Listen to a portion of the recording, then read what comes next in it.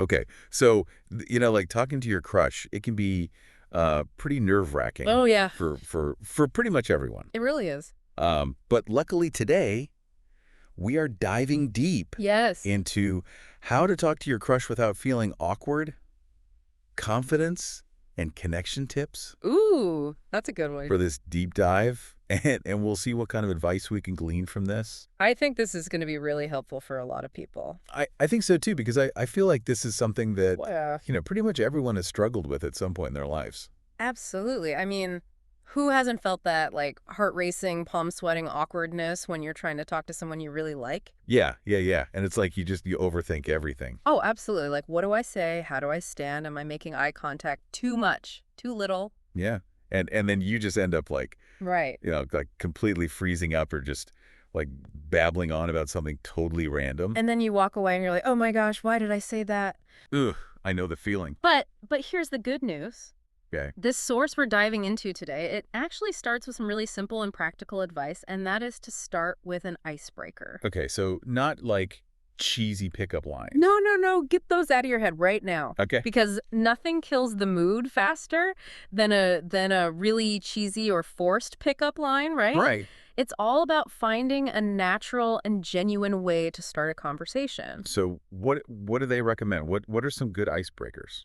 Well, they emphasize using shared context. Shared context. Yeah, so think about it like you're in a class with your crush, or maybe you work together, or you have mutual friends, right? Okay. There's already some sort of connection there, something you can build on. Right, right. That makes sense. So, for example, let's say you overheard your crush talking about, I don't know, a new hiking trail they tried.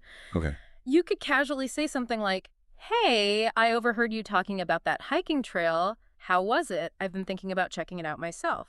So you're not just coming out of nowhere. You're using something that you already know they're interested in. Exactly. It shows you're paying attention, and it gives you a natural way to start a conversation. I like it. So it's not just like, staring at them from across the room and then finally mustering up the courage to say like, "Hi." No, no, no. That's way too much pressure. Right. And honestly, it can be kind of creepy. Yeah. This is much more, organic and natural. I agree. It's definitely less intimidating.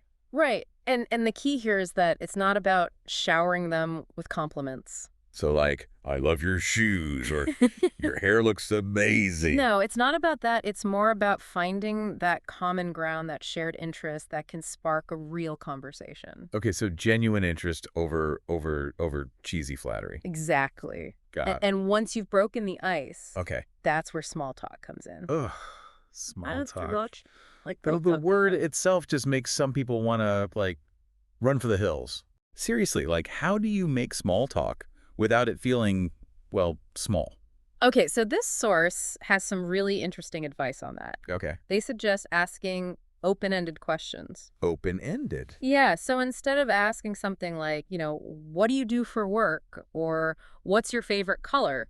Which are like very closed-ended questions, you just get a one-word answer. Right. Try asking something like, what are you working on these days that you're really excited about? Or what's something you're looking forward to? Okay, yeah, those are definitely more interesting.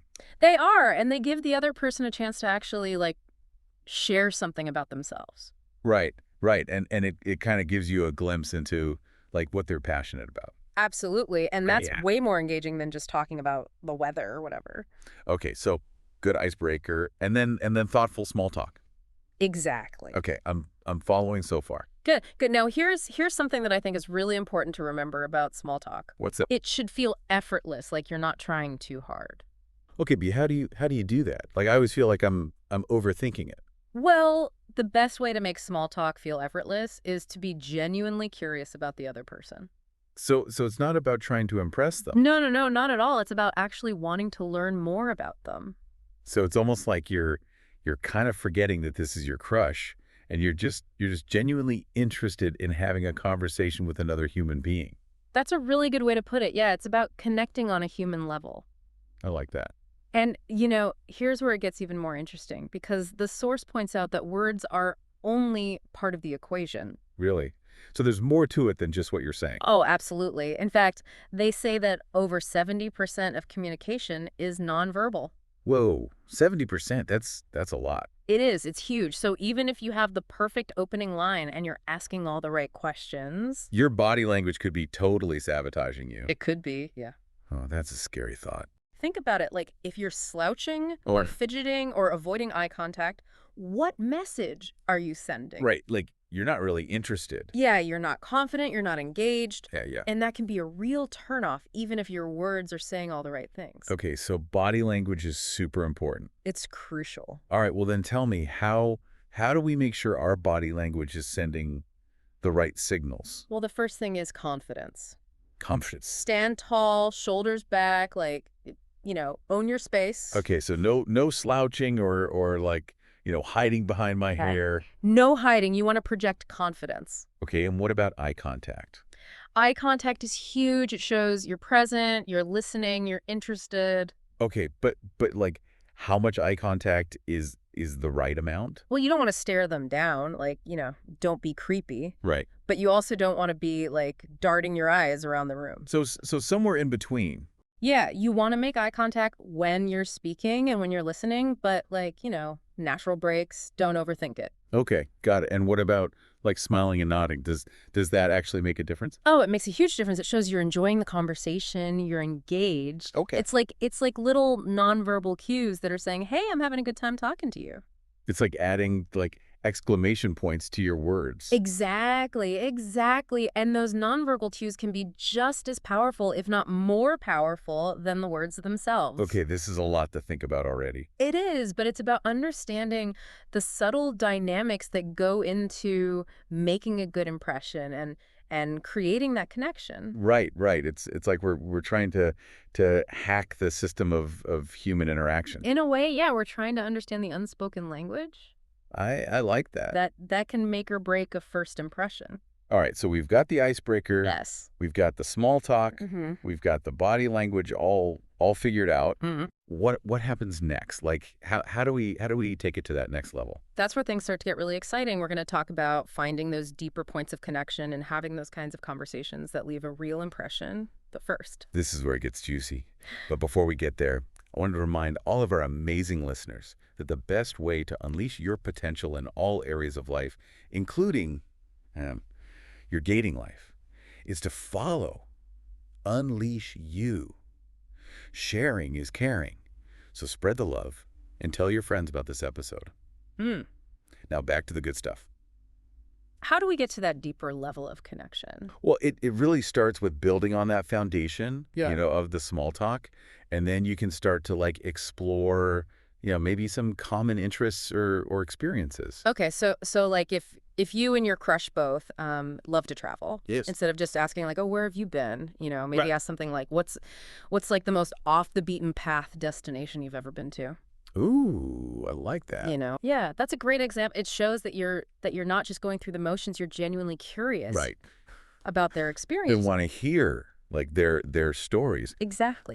But is it just about asking the right questions, or is there something more to creating that deeper connection? I think there's definitely more to it, and this is where the source gets really insightful. Okay, It emphasizes the importance of listening with intent. listening with intent. Yeah. So it's not enough to just like hear the words that they're saying. Yeah. You have to really absorb what they're saying, pay attention to their passions, their values, what lights them up. So it's about making them feel heard, not just listened to. You got it. And when you truly listen, you pick up on those subtle cues that can lead to even more meaningful conversations. Okay. You might discover a shared love for a certain author or a hidden talent or maybe a dream they're chasing. And those little details, those are what really make a connection feel special, right? It's absolutely. It's like you're uncovering these hidden gems about each other. It's like a little treasure hunt. I love that analogy. And this level of engagement, this Yeah. really makes you stand out How so? because it shows that you're not just interested in, surface level attraction. Right. You're interested in them as a person. You're seeing them for who they are. Exactly. I like that. But what about like authenticity? Yeah. I know it's important, but I sometimes feel like I'm overthinking it.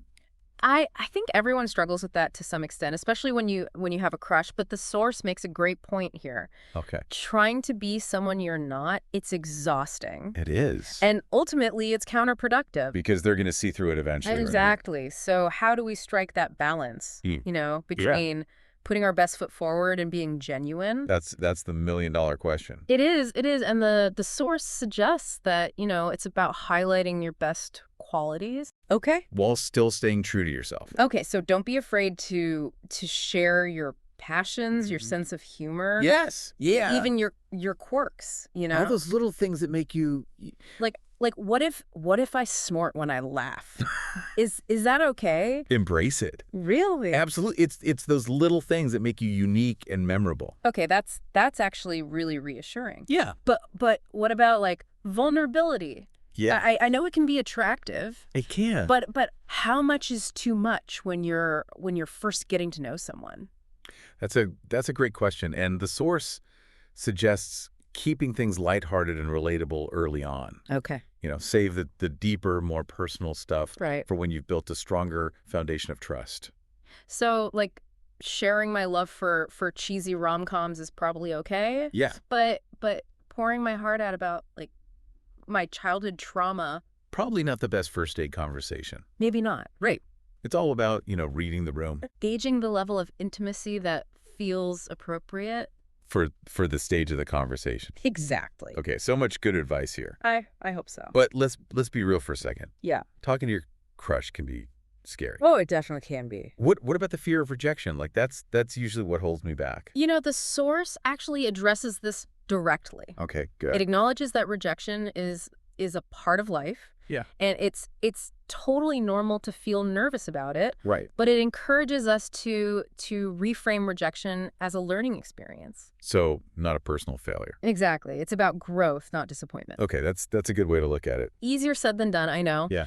But the next time you're feeling those pre-crush jitters, Yeah. try asking yourself, what can I learn from this interaction? Okay. How can I use this experience to grow? I like that. It takes the sting out of rejection. Right. And it turns it into a valuable opportunity.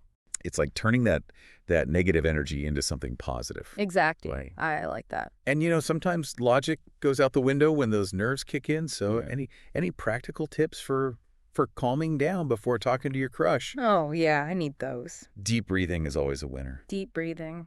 Yeah. It sounds simple, Yeah. but it can do wonders for Yeah. slowing down your heart rate, Okay. calming your nerves. I second that. I'm a big believer in the power of deep breaths. And another powerful technique is positive self-talk. Positive self-talk. Instead of focusing on, all the things that could go wrong, Right. try replacing those negative thoughts with affirmations.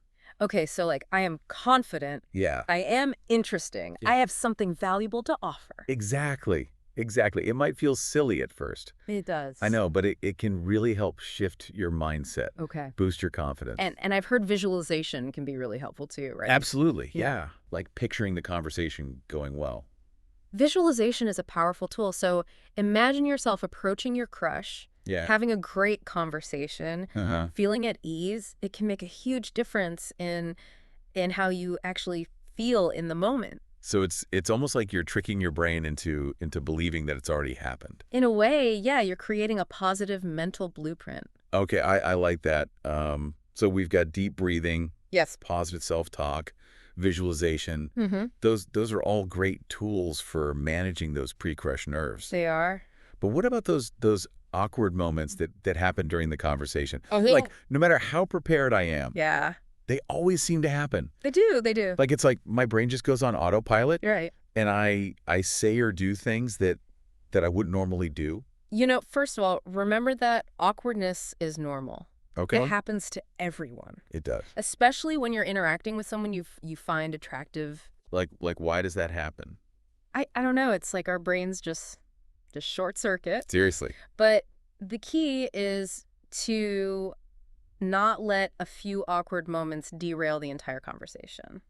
Okay, so what's the best way to recover from those cringeworthy moments? Well, humor can be a great diffuser. Humor. Yeah, if you trip over your words or say something silly, don't be afraid to laugh it off. Okay, so So a little self-deprecating humor never hurt anyone. Exactly. It shows that you don't take yourself too seriously. And sometimes, like, even just acknowledging the awkwardness directly Yeah. can kind of break the tension. It can, like, oops, that came out wrong. Yeah. Well, I'm a little nervous. Yeah. It can be very disarming. Right. And it creates that sense of shared vulnerability. I like that. It makes you human. Right, right. Okay, so we talk about navigating awkwardness. Yes. But I think it's also important to manage expectations. Oh, sometimes I get so caught up in the fantasy of what could be Yeah. that I just set myself up for disappointment. I get it. It's easy to get swept away by those Hollywood rom-com fantasies. Right. But the reality is usually much more nuanced. It is. Right. Yeah. So how do we stay grounded and avoid those unrealistic expectations? Well, first, remember that building a genuine connection takes time.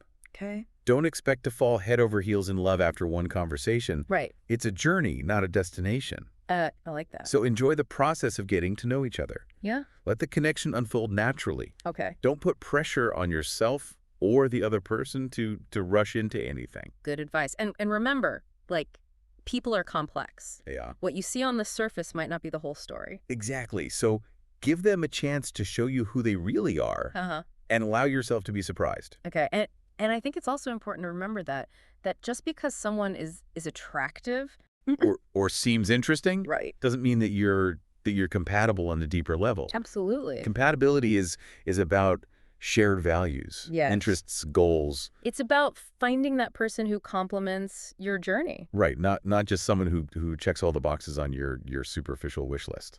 Exactly. And, sometimes we forget that the goal isn't always a romantic relationship. Oh, okay. Sometimes just having a pleasant and engaging conversation Yeah. is a win in itself. That's a great reminder. It takes the pressure off. Right. Allows you to just enjoy the interaction. Right. And who knows, maybe that relaxed and authentic approach Yeah. might be exactly what sparks a deeper connection. It could be. Whether it's romantic or Mhm. or simply a great friendship. Right. You never know where it might lead. So we've covered a lot of ground in this deep dive. We have. From icebreakers and small talk to deeper connections, authenticity, dealing with rejection, and even managing those pre-crush jitters. A lot. I feel like I have a whole new toolkit for talking to my crush. And remember, the more you practice these skills, Yeah. the more natural and comfortable they'll become. Like anything, right? It is. Practice makes perfect. Or at least, less awkward. Less awkward, right? Yeah. It's about building confidence Yes. and seeing these interactions as opportunities for connection, Yeah. growth, and maybe even a few laughs along the way. Exactly. Speaking of growth, I want to encourage all of our awesome listeners to share this deep dive with their friends Yes. and follow Unleash. You do. You guessed it, Unleash the Best Within. I feel like we've really demystified this whole talking to your crush thing. Yeah. It's not about cheesy pickup lines or pretending to be someone you're not. Right. It's about genuine connection. Yes. And showing up as your best self. Absolutely. And honestly, I think the most important takeaway from all of this is that, talking to your crush, Yeah. it shouldn't feel like a chore or a high pressure situation. Right. It should be fun. It should be A little nerve-wracking maybe. yeah. But ultimately an enjoyable experience. Exactly. So to everyone out there feeling those butterflies, Yeah. take a deep breath. Remember all the amazing advice we've uncovered today. Yes. And go for it. You never know what incredible connections you might spark. And that's a wrap on this deep dive into the art of talking to your crush. Hope you enjoyed it. We hope you've enjoyed the conversation. Yes. And learned a few things along the way. Absolutely. And don't forget to share this episode with anyone who might find it helpful. Yes. Spread the love. Let's spread the confidence and connection vibes far and wide. And be sure to follow Unleash Yeah. to unleash the best within. We'll be back soon with another deep dive into a topic that's sure to spark your curiosity. See you next time. Until then, keep learning, keep growing, Yes. and keep those conversations flowing.